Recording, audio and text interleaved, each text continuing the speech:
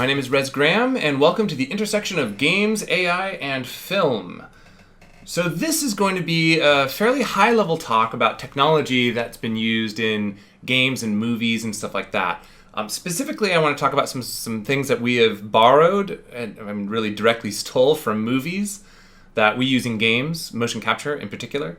I want to talk about a bunch of technology that movies have grabbed from us, things that movies are using that we pioneered, and some of the cool stuff there.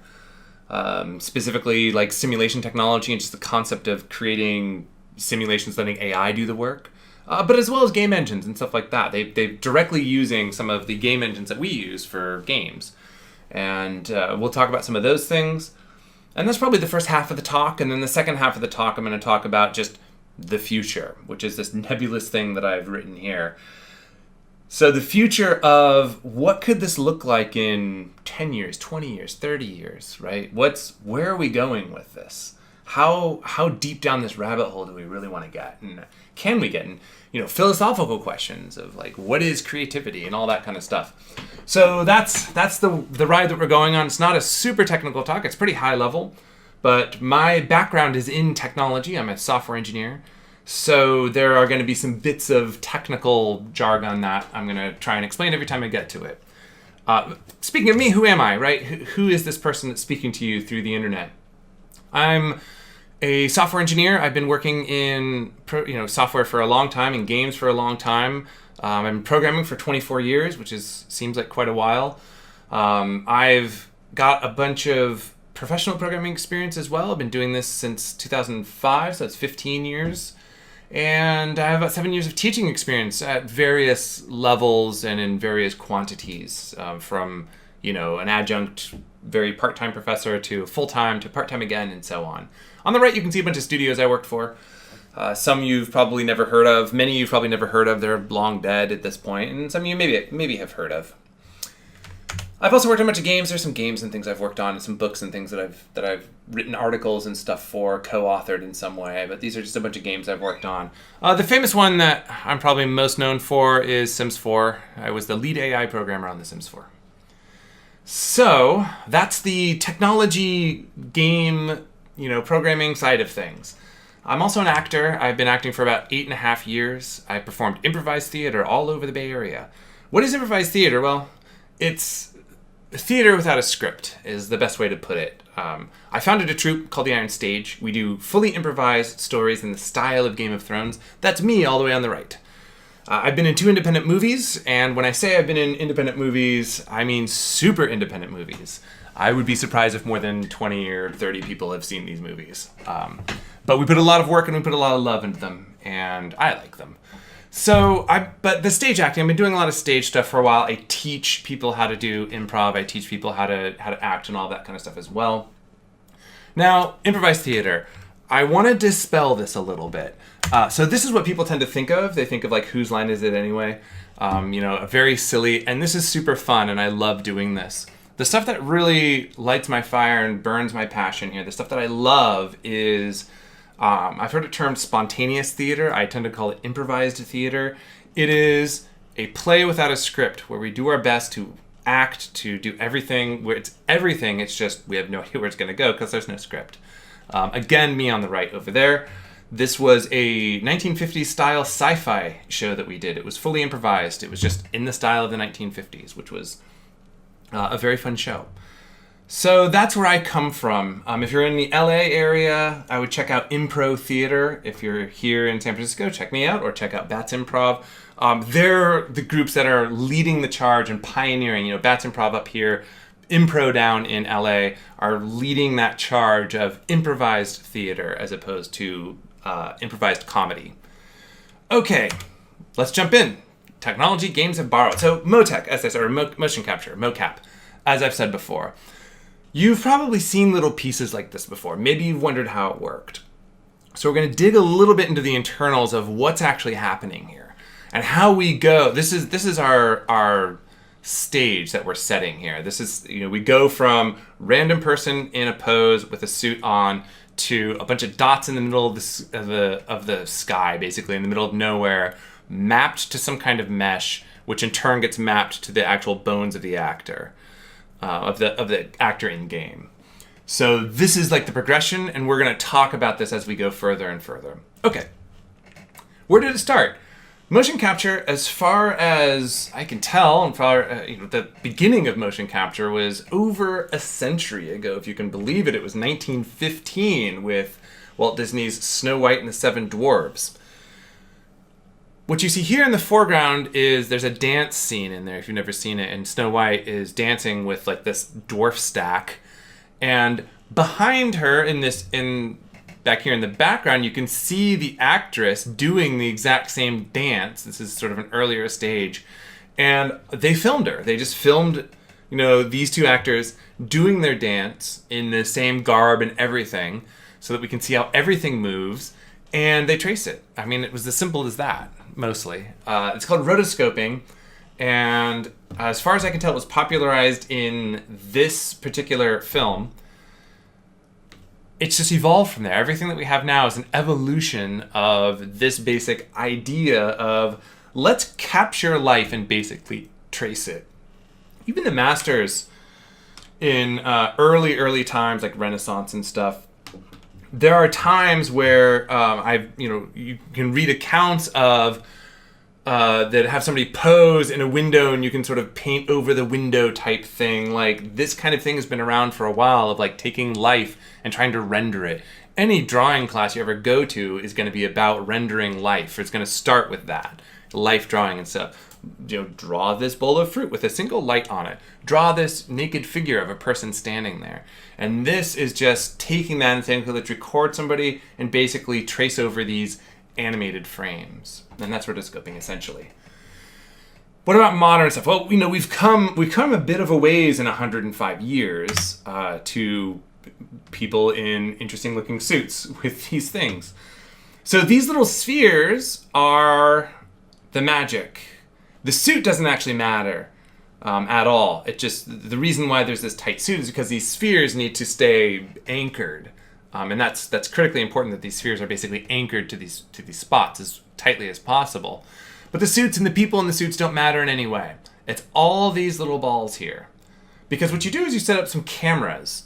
And those cameras have special software that's looking specifically for those balls.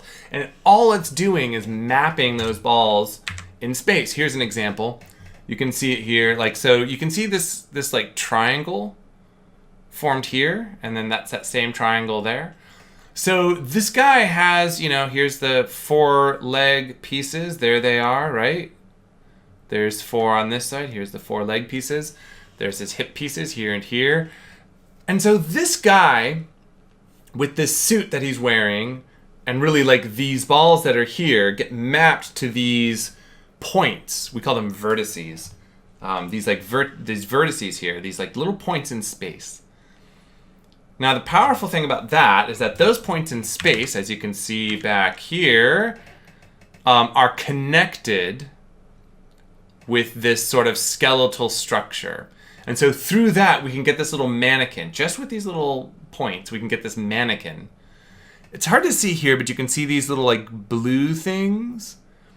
This is the skeleton of the actual character that we're going to be animating. Now, the skeleton in skeletal animation systems works like a skeleton in a human body for the most part. It provides constraints. Your knee can only go in one direction mostly, right? It can't go too far in the forward direction or your leg is broken. But it can go backwards because that's how legs work. So it provides some of those constraints, and you also note that I can bend my arm at the elbow and at the wrist, but not in between. I can't bend it in my forearm at all because there's just a solid bone there. There's nothing to bend. And so it allows us to have these constraints. And because of those constraints, we have a limited number of things that we can move. So we go from weird suit to floating little dots. We map those onto this sort of skeletal mesh, which gets mapped onto here on the actual skeleton itself. That in turn, there's one more step, which of course it doesn't matter in this particular case, that maps this onto the final character, because this bone is part of that final character. And even when you're doing hand animation, you're doing all of this. You just skip these steps, these first three, and instead you have an animator like tweaking these bones frame by frame. And that's how animation is created. It's what we did on The Sims, for instance. So, going back out here, you get actors, and they do acting, right? Like, this isn't super interesting, but this is where it gets very interesting. And you can have, like, there's a guy with a camera, right? And often, so here's another one. Often you have cameras around the whole thing so that you can capture different angles and different pieces. You don't have to, but you often do. So, here's the little balls and things that are on this guy's, suit. There's another one over here. And notice it's also on the lightsabers, by the way, right? Because you want to be able to track where the lightsabers specifically are as they move around. This is the Darth Maul fight in the Clone Wars. This is very behind the scenes of that. So that's what you've got. That's basically it. It maps these things onto this sort of virtual skeleton, which is then able to manipulate the actual model itself, the actual character itself. Now, all of these have been, human characters. This is all one-to-one, and it doesn't have to be, right? You can do something like this. This is Smaug from The Hobbit. And you can see all these little dots on his face, right? And he's still got the suit. He's still got the little suit things. But all these little dots, look at that. And each dot maps to a different piece of his face, of Smaug's, the actual dragon's face. So that you can get the little subtle, facial acting that he's so good at. And those translate into Smaug. Google it, right? Google Smaug motion capture or something.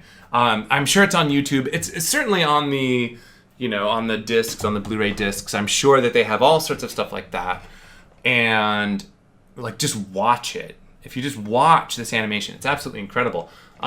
Here's the ones that I picked out specifically. These are the ones that I wanted to show. We have a game at the top, right? Ellie from Last of Us. And then we have Caesar from Dawn of the Planet of the Apes here on the bottom. And a couple things to point out. Just look at the subtlety that you get. And that's the power. Just the subtlety of her head movements. It'll come again, her little shoulder, minor, almost shrug of just the right shoulder. And then watch Ellie. And she has just the minor, tiny little thing. That's what makes this thing human. That's what makes us believe more so. And you down here, Dawn of the Planet of the Apes stepped the technology forward. They did a lot of stuff that was really kind of groundbreaking. And so you have Caesar, and you have the actor who's playing Caesar. And so after he says his line, there's a scowl that really translates to the model. He says something and then growls or something, right? You can really see it there, which is very powerful. So these two are basically the same almost, right? We don't have all the facial stuff because we're not mapping to this monster, this ape here. And our suits are slightly different, but not that different. So we pulled that technology straight from there. And there are some, again, there's cleanup and stuff that needs to happen, but it's pretty solid. And a lot of your favorite games use this kind of motion capture. It's a lot cheaper and it's a lot better in many cases, depending on the game you're making, to bring in some actors to just do it.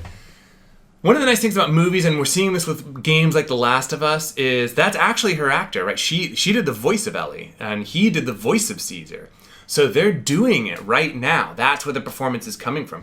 So as an actor, I can, I certainly know, and anyone who's done any kind of acting or theater knows that the physical part of it is so important. That's why whenever you see the specials of voice actors doing their voices, they're almost always standing and there's all these hand movements and all this other stuff because they have to get the physicality right. When COVID-19 started and we started trying to figure out how to do shows and things, one of the big things that the first mistake that I made was I'm sitting at my computer trying to do a show and I'm like, oh, that's not going to work. And I had to do a whole setup so that I'm standing and physically there and moving around, and it completely changes everything. So it allows the acting to really come through. And instead of having an animator have to hand tweak every little thing, You have an actor who's been trained to do this for years, and these two are excellent. Okay, so that is something we just absolutely stole from movies. And shamelessly stole from movies. But movies have stolen stuff from us, right? The stuff that movies have taken from game technology is simulation is one of the big things. This screenshot is a particularly special screenshot that comes from a game near and dear to my heart called Dwarf Fortress. It is one of the most overly simulated games I have ever experienced. If you've never experienced Dwarf Fortress and you're a gamer of any kind, it's worth at least downloading it and watching the world generate. It is a fascinating experience, and the creator is absolutely brilliant and kind of nuts in all the best ways, in all the great ways. So I highly recommend looking at this game. Back on track. We have a problem in movies. We need to have gigantic battle scenes. And we don't want to hire 10,000 freaking extras to be in this battle scene. That sounds like a terrible waste of time. So instead, what can we do, right? We don't want to hire every one of these orcs to like be climbing all these ladders. And I mean, OSHA's going to get involved, and what's the insurance to insure 10,000 orcs storming a castle? And it was probably, some of the far shots are even bigger. I grabbed this from the DVD, I think. And I chose this one because it shows a lot of action, a lot of things happening. We have sort of close-up orcs and far-away orcs. But just, if you go back and rewatch the movie, I mean, some of those orcs are super far. Like, there's huge wide shots, and there's like, wow, there's like 100,000 orcs here, right? Well, here's the thing. Effectively what's happening is we want to create this world. Like, there's nothing important in the story that's happening here. It's not like there's someone, like, these orcs aren't all making some speech. We don't need to know their backstories. What we're trying to do is we're trying to show the absolute, just epic feel of orcs, like, raising this human town. Well, we in games have been doing this for decades. This is Warcraft 1. For those who are maybe too young to realize, Warcraft was originally a real-time strategy game.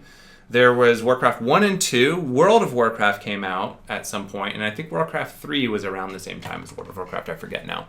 But the original Warcraft, this was a real-time strategy game. So what we have here is we have a bunch of orcs destroying a human town. That's exactly it, right? Building destroyed. So they've just destroyed whatever that was. And there's a bunch of orcs destroying this town. Here's a bunch of dead humans. That sounds familiar. We have a bunch of orcs trying to destroy a human town. And this is primitive, right? They're very clearly on a sort of grid here, walking around this, like, sprite. And, even up here, they're very clearly, like, on a grid of some kind, right? So, okay, they're on a grid. Well, we can do better than that. And, in years and years we have. Here's Total War Attila. This was a development screenshot of theirs that they use for promotional screenshots. But there's tons of Total War. There's, Total War Shogun and so on. But they're all kind of the same in that epic wars, right? There's tons of people. There's tons of ranks of people. And they wanted to create realistic medieval warfare. Early on it was like, well, this isn't really reminiscent of what real war looks like. This is, a dozen or so orcs beating a town. This is like, oh no, we have armies of like 200 people who are fighting another army of 200 people. That's a little better with like regiments and things, and the individual combat. Each person is doing their own thing. So we've been doing this for quite a while.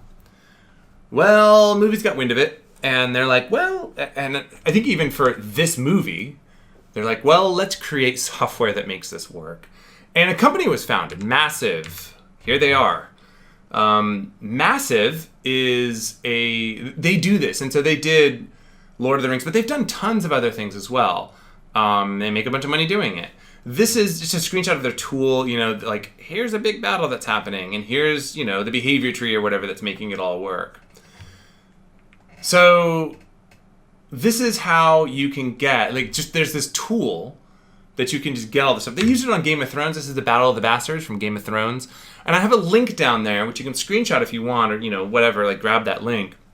If you want to know more about how Massive works, and how, specifically, that link takes you to the Game of Thrones thing. I pulled these screenshots from there.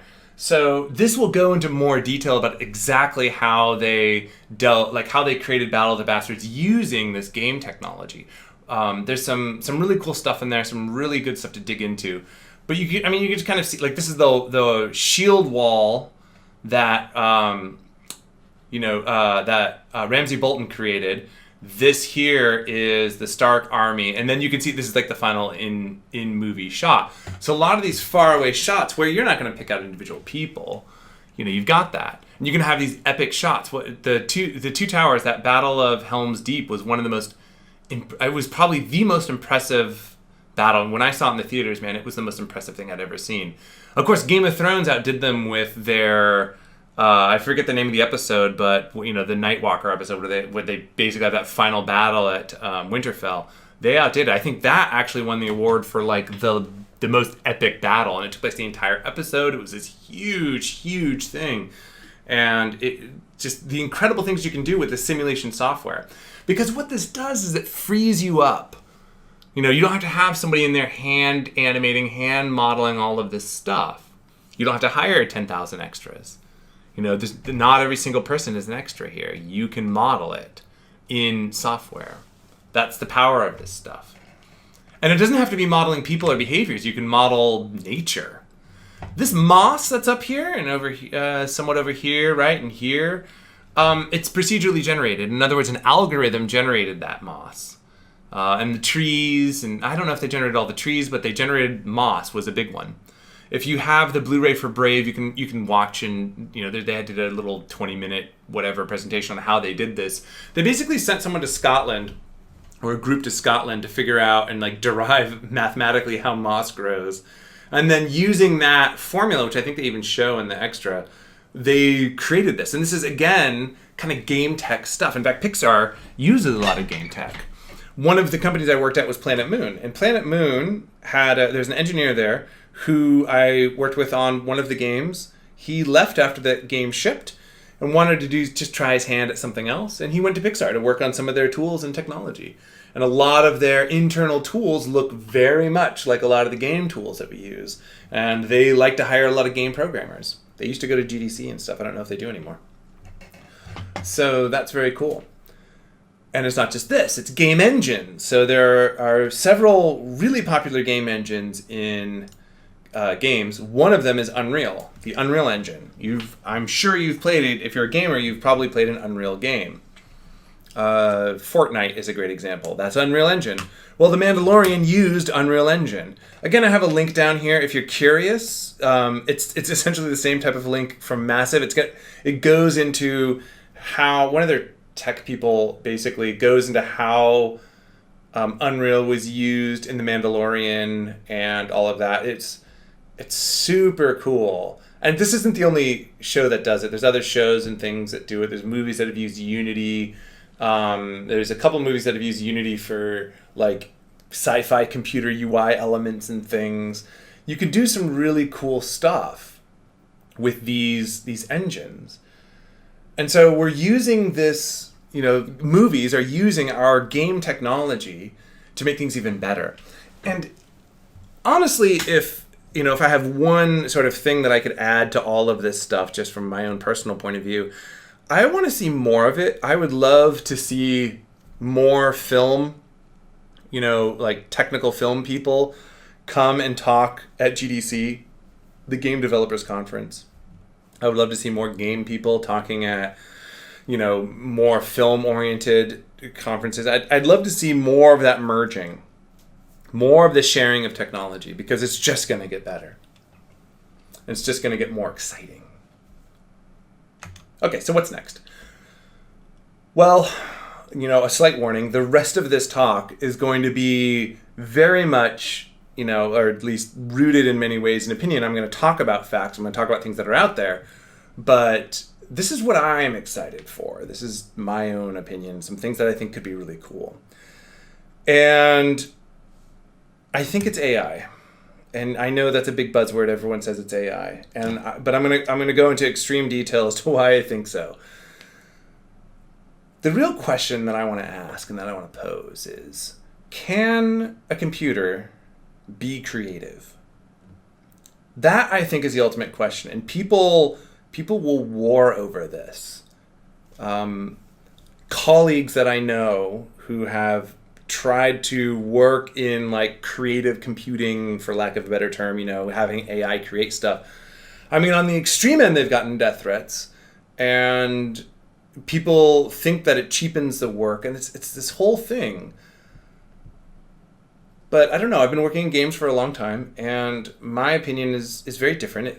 My opinion is more that using AI is a tool. It's just like, I'm not going to try and open, something without a lever, without a pry bar to open the stuck thing. I use cars. It enhances my ability. I don't have to. It's cool. I can go visit my mother who lives 30 minutes away by car, and it's not like a 2-day trek or whatever over, hills and valleys and things.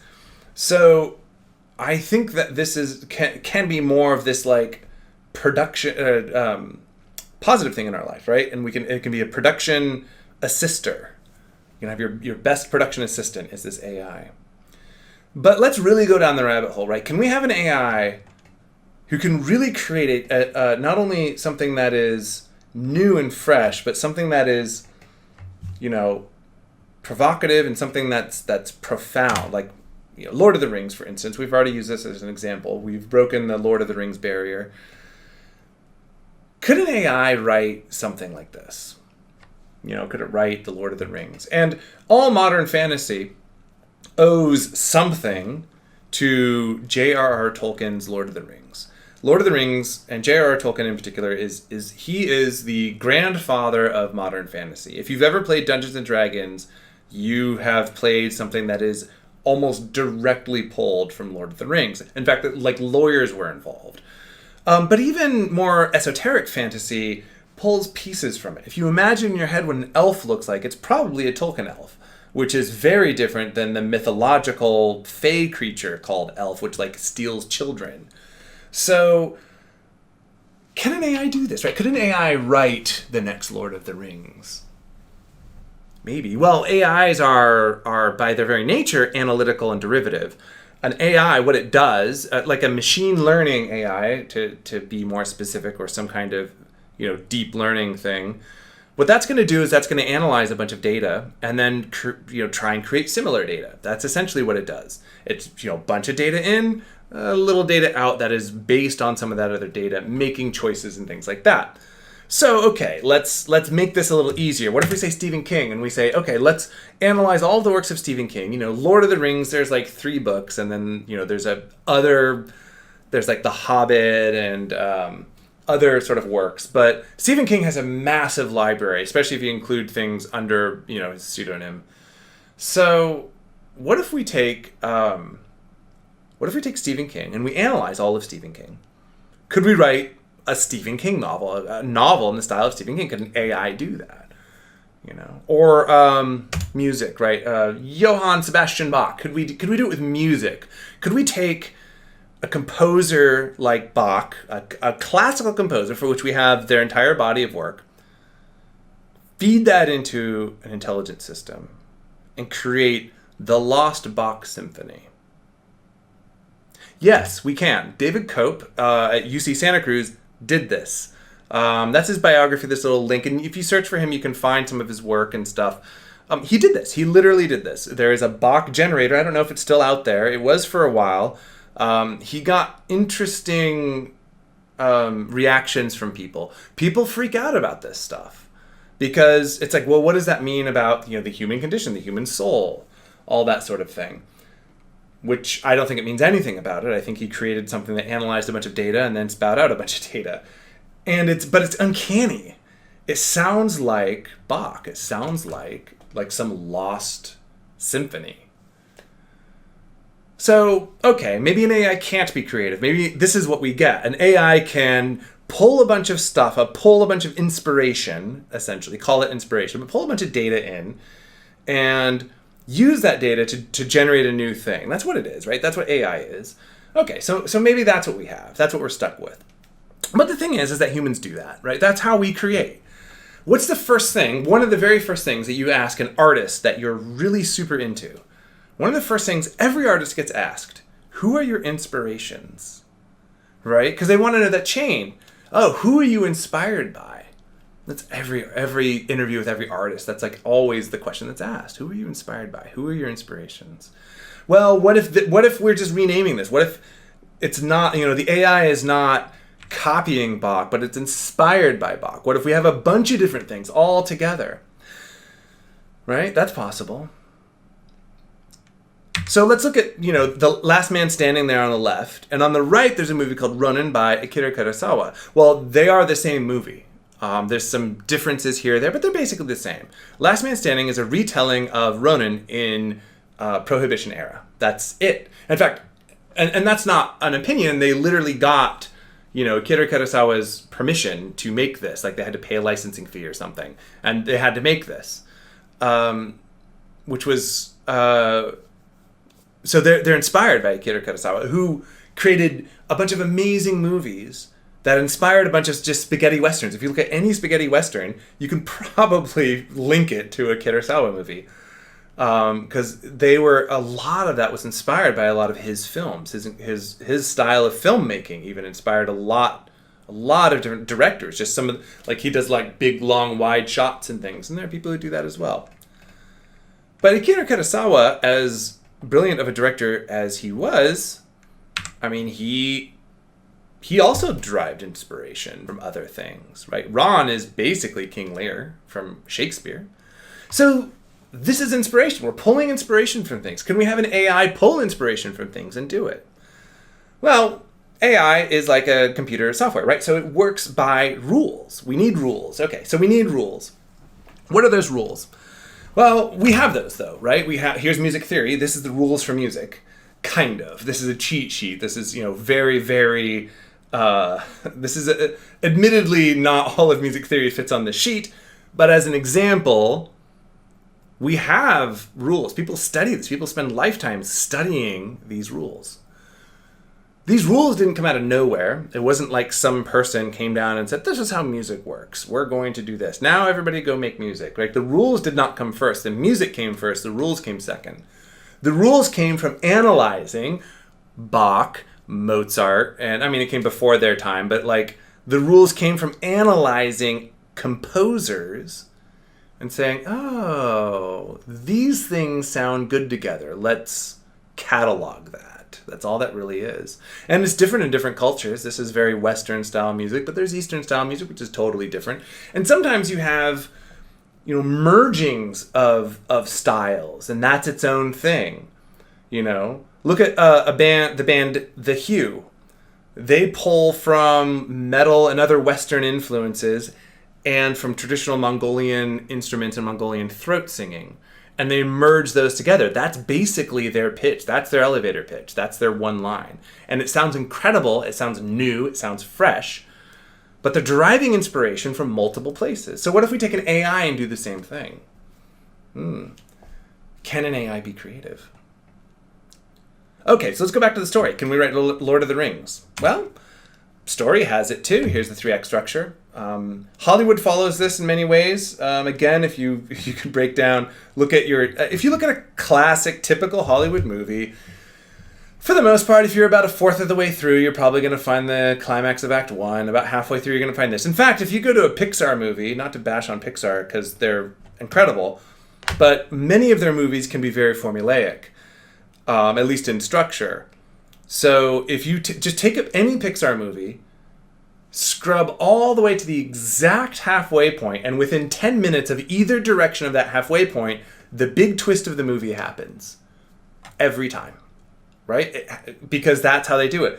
A friend of mine did a script, a script challenge at Pixar when he works there as a storyboard artist. He's like, I'm going to try and write a script. And he said it was so limiting because Act 1 is a specific number of pages in many cases. So, okay, anyway, going back to this, here's one way of doing it. Let's look at another way. This is the hero's journey. This is very much, we're analyzing a bunch of myth. This came out, so Joseph Campbell did a bunch of this work with Hero with 1,000 Faces. It was popularized by Chris Vogler and Michael Hodge.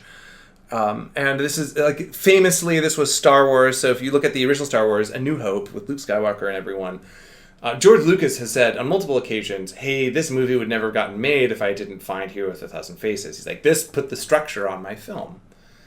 And again, this isn't like, well, this is how film is made. This is more like Joseph Campbell going back and saying, well, this is how myths work. These are the common threads in how humans consume story. There is an ordinary world. And in that ordinary world, we need to know who these people are and start caring about them and seeing what every day is like. Luke Skywalker lives on a desert planet named Tatooine, and his job is to farm water. He farms water, which sounds terrible. That sounds like a horrible job. That sounds so boring. Like, he's trying to like squeeze water from stone. So that's his job. That's it. Here we go.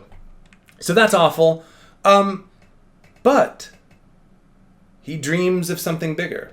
How many of us have not dreamt of something bigger, right? And how many of us have like said, well, I can't do that. I certainly have. I want to be a game developer. Nah, I can't do that. I'm not that, that's for other people. I'm not that person. Well, I made it. If you want to be a comic book artist, if you want to be a game developer, if you want to be a movie director, you can be those things. You really can. The dream is there. And the call to adventure will at some point happen for you. It's a college or a mentorship or whatever. So, this is the call to adventure. Help me, Obi-Wan, you're my only hope. This gives Luke a glimpse of what's out there and says, hey, maybe I want to do this, right? And that's the ordinary world. We have to see, oh, I farm water, that's my job. Oh, wow, there's this other thing. I can't go with you to Alderaan. Come on, right? Like, no, we have to be real here. Oh, I can't be a comic book artist. I have to be real, We miss it when it's gone. We miss it. This is Dragon Age Inquisition, which overall was a really good game. But the story was broken for me from the very beginning, and then it had to win me back for me personally. Because the inciting incident, that's what this thing's called, this call to adventure, the inciting incident, happens on the main menu. As soon as you press this menu button, this monastery here explodes. The whole thing is mages on the left and Templars on the right, and they're going to like this peace talk after this like war between them. And there's an explosion. I have no idea what character I am. I have no idea what I'm doing here. I don't care. I've been dropped into this monastery. I'm like in this other void thing. I'm in this other place. Now I basically go through a fighting tutorial. Cool. I don't care about anyone. I don't know who I am or what I'm doing here or what the point is. And so I'm not in any way, like I played the game, but I played it very much like a gamer for the first 10 hours or something. But it was around the time I got out of the hinterlands. Then I started to care. Then I'm like, okay, I'm invested in this thing now. I get it. That's when the story hooked me. But 10 hours, that's a lot. Compared to Dragon Age Origins, their first game, and it's like, okay, you start out as a mage and you gotta take your final exam. Well, I went to college, I know what a final exam is. That's brutal. I remember having to I have to make this wireless transmitter connect to this other thing, and I have to be, it's like this really high status thing of like your instructor comes and speaks in this thing and the TA listens at the thing, and did it work? Well, I don't know. Mine did, which is why I passed. But are we going to get through the harrowing or whatever they call it? I don't know. But I get invested by the end of it.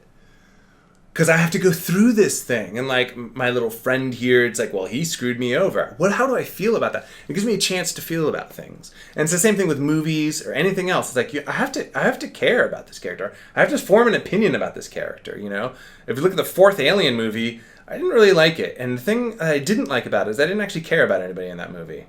Whereas at least in some of the other ones, I start caring about those people. So, that's the problem. Luke finally gets his his call to adventure. He finally says, I'm going to go out there. It takes the charred remains of his aunt and uncle. It takes the burning down of his entire home and everything he ever knew. But he eventually joins Obi-Wan, and off they go. And again, there are these key points in the story. We know, as I said with Pixar and many of these other movies, about halfway through, some crazy thing happens that turns everything on its head. The whole movie, they're trying to get to Alderaan. Well, the first half of the movie, they're trying to get to Alderaan. Come with me to Alderaan. We got to go to Alderaan. We got to deal with this princess at Alderaan. They get to Alderaan, and it's an asteroid field because they blew it up. And it's like, oh, there's a moon. That's no moon. Well, I just saw my mentor die. Like, that's a bunch of stuff just happens. Ordeal, death, and rebirth. Quite literally, right? Literally, in this case. And we care that this happened. We've watched Obi-Wan the whole time. He was our mentor. He was the guy who told us how to do stuff. Now we're on our own. So, we have this. Can we make a movie having these rules? Yes, we can. Sort of. This a YouTube link. I highly recommend you watch it. It's amazing. It's a sci-fi short called Sunspring. It was made several years ago, and they got actors to do it. So there's a script. This is the script. The script was written by an AI. They analyzed hundreds of sci-fi films, Aliens, and just all sorts of other sci-fi films, and they made this script. And it's interesting because it teaches you, like, what does an AI think about what our vision of sci-fi is? For example, I don't know what you're talking about. I don't know how well you guys can read this.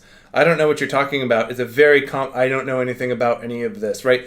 It's very, like, nobody knows anything. I don't know. I don't care. So I think this AI believes that the key to writing good science fiction is nobody knowing anything. But it did it. And we got some actors. We, being the human race, got these 3 actors to play it. So I'll bring this back here. I really recommend watching Sunspring. It's almost unwatchable. It's completely unintelligible. You know, it's not anything that's going to win any kind of, like, award for amazing writing. But it exists. And there's been more after this. And they're getting better. And better and better and better. In games, we come at it from the other way, because the hard part about movies is you need this script. I'm an improviser. I do improvised theater. And in improvised theater, we don't use a script. So what could an AI do for us? And there's been some research also at UC Santa Cruz about, okay, well, what would it look like if we had a character designed by an AI and we have an improviser improvising the words? Because the words are hard. You know, the technical term is branching factor. The branching factor for the English language, or basically any language, is going to be massive compared to, say, music. The branching factor is astronomical. So we have to take shortcuts, and it doesn't always quite work, and it's a whole thing. In games, we get to cheat. You know, you have something like The Sims. The player will tell the story. We don't have to tell the story. The Sims is not, you know, a lot of people maybe consider it a story-based game. In fact, when we did a bunch of marketing research, one of our core demographics was a group that we called storytellers. They want to tell a story. They want to tell an interesting story. You know, they might make their own family and live vicariously that way, or they might make the family they've always wanted, or they might just make random characters. One of my friends went into his wife's Sims game and made like a German industrial band and just like made these Sims and populated them somewhere so that she would just experience them sometimes. And they sort of gave each other little gifts like that, which was really cool. And you have this discovery. And sometimes those stories are just super, super simple that you're telling yourself. Because at the end of the day, what you're really getting is you're getting a story. Whether that is portrayed through the English language, whether that's portrayed through, through just images. One of the most intensive story games that I've played is called Florence, a little mobile game, which is like, I think there's 12 words in the entire game. So there are other ways of telling a story than talking heads. As an example, just as a test, I had two Sims outside. My Sim is there on the left, talking to a Sim here on the right. And he's just saying some stuff, right? He's talking about books. Books. Of course he is, because he's a bookworm. So my Sim is talking about books. I let them go at this point. So I was the lead AI programmer, and I'm sort of simulating a test that I ran while working on the game. So what happened was I let them go, and what'd they do? They went and read together. Now, I know how the AI works. They didn't actually read together. What ended up happening was they're outside. Okay, here's what's really happening. He's done. His social meter is filled, and hers probably is too. His social meter is good, like it's maxed. So he's like, I'm done with this. His interaction ends, and he says, well, what do I want to do next? And what he chooses to do is a fun interaction. He had about a 2 in 3 chance, because he's a bookworm, of going and reading a book. So he had a decent chance of reading a book. Not 100%, but a decent chance. She had about a 1 in 3 chance, and maybe it's 25%. Somewhere in there, 1 in 4, 1 in 3. She had a fairly small chance to read a book. I got lucky. The AI just got lucky. They're not technically reading together. She did choose to sit next to him because they know each other, mostly. But again, that wasn't guaranteed. So all these systems work together to do this. But I told the story that they went to go read together. It's a small thing, but a significant thing. So let's think about what happens what if she didn't choose that? What if instead she went to go make a sandwich? Well, we still tell ourselves a story. He's like, okay, we're done with our conversation. He's going to go in and read. Maybe this isn't, he's like, oh, I got this really cool book. I'm going to go read it. While she's going to make herself some food, and maybe she goes and sits next to him, and it's like, oh, that's sweet. How many times has that happened? How many times are you with the person that you love, and you're going to read a book or play a game or whatever, and they're not into that. So they're just going to hang out with you. The term for it is parallel play. You both do your own thing in the same space. Or what if she stayed outside and talked to somebody else? Or what if she came in and got angry? You're going to tell yourself this story. And that's the power of this. That's the power of this kind of like creating these systems. The simulations that we talked about. The generative content that we talked about. So that's kind of where I think things are headed, or at least the things that I'm excited about are procedural narrative, procedural stories, things like that. There's games that are coming out that are doing that kind of thing, that are really, really amazing. So keep an eye out for that stuff. The last thing that I'll say is whatever it is that you're doing, whatever it is that you're here to do, try and push those boundaries of what's known. And here we have The Sims. Here, with this very creative game that came from the mind of Will Wright back in, the late 90s, mid to late 90s. We have all these other amazing things. The sky's the limit. So go out there and fly. Thank you for listening to my talk in this sort of interesting world. And I hope that you have a really good conference, and I hope you enjoyed my talk. Thank you.